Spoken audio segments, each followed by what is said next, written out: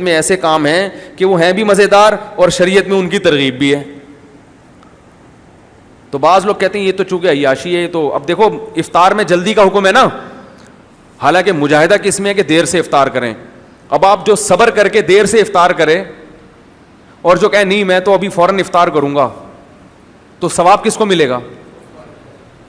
ہے بھائی فوراً افطار کرنے والے.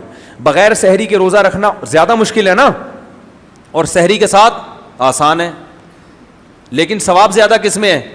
سحری میں. سحری کے ساتھ روزہ رکھو. تو اپنے آپ کو ایسی مشکلات میں ڈالنا جس کا شریعت نے حکم نہیں دیا ہے, اس سے کوئی ثواب نہیں ملتا. اسی میں 4 شادیاں بھی ہیں.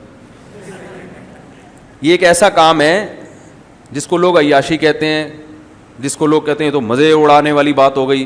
تو بھائی اگر حقوق پورے کر رہے ہو نا تو یہ ایسے مزے ہیں جس پہ ثواب بھی ملتا ہے. اس میں جو صبر کر رہا ہے نا کہ نہیں, تو اس کو کوئی گناہ تو نہیں مل رہا لیکن ثواب بھی نہیں مل رہا.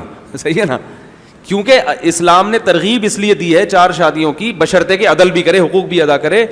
اس لیے کہ اس میں آپ کو بھی اگرچہ زندگی آپ کی بھی اچھی بن جاتی ہے اور آپ کا بھی فائدہ ہے, لیکن سامنے والے کو بھی تو فائدہ ہے نا.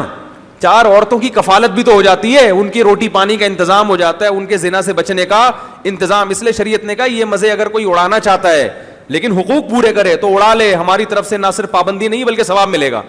ہاں محلے والوں کو تکلیف ہو رہی ہے, چمونی آپا کو تکلیف ہو رہی ہے تو ان کو ہونے دو. بعض لوگوں کو ہو رہی ہوتی ہے جن کا نہ کوئی واسطہ, وہ کہتے ہیں پتہ نہیں یہ مولوی نے کتنی شادیاں کیوں کی ہیں, پتہ نہیں ہے اس نے اتنی شادیاں کیوں. تم سے پیسے لے کے تھوڑی کی ہیں اس نے. اور زیادہ تکلیف پتہ کب ہو گئی؟ جب کوئی آدمی کسی خوبصورت لڑکی سے شادی کر لے نا دوسری, اس پہ تو کوہرام مچ جاتا ہے. اس پہ کہتے ہیں ابے کرنی تھی تو کسی بیوہ سے کرتے.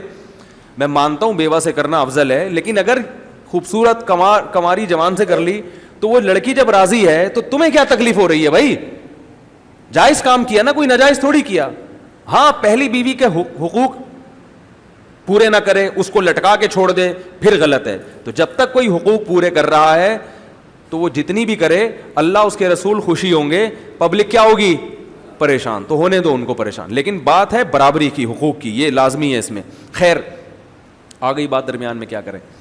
اصل میں میرے علاوہ کوئی اس موضوع پر بات ہی نہیں کرتا, تو سب کی باتیں مجھے ہی کرنی پڑتی ہیں. پھر جب 25-30 ایسے علماء پیدا ہو گئے جو ممبر پہ اس مسئلے کو خوب بیان کریں تو پھر میں چھوڑ دوں گا. لوگ مجھے کہتے ہیں ہر بیان میں گھما پھرا کے یہاں لے آتے ہو. میں کہتا ہوں دوسرے حضرات کسی بھی بیان میں گھما پھرا کے بھی نہیں لاتے یہاں پہ بات. کیا خیال ہے؟ جب وہ اتنا ڈھیٹ پنا دکھا رہے ہیں تو ہم بھی تھوڑا سا ڈھیٹ پن, ہمارا بھی تو حق بنتا ہے نا.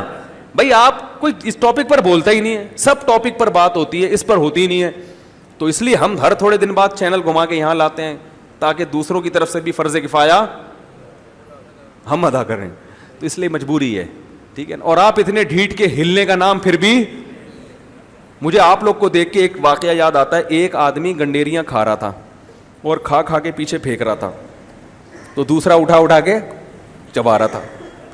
کافی دیر ہو گئی تو اس آدمی نے اس چوسنے والے کو کہا کہ کمبخت, شرم نہیں آتی, کنجوس, میری چوسی ہوئی گنڈیریاں چوس رہا ہے. تو اس نے کہا کہ کنجوس تو ہے, ایک قطرہ بھی رس نہیں چھوڑ رہا اس کے اندر. کہہ رہے میں کھا رہا ہوں ایک قطرہ بھی نہیں آتا, 10 بھی گنڈیری کھا رہا ہوں اگر ایک قطرہ بھی, اصل کنجوس تو ہے.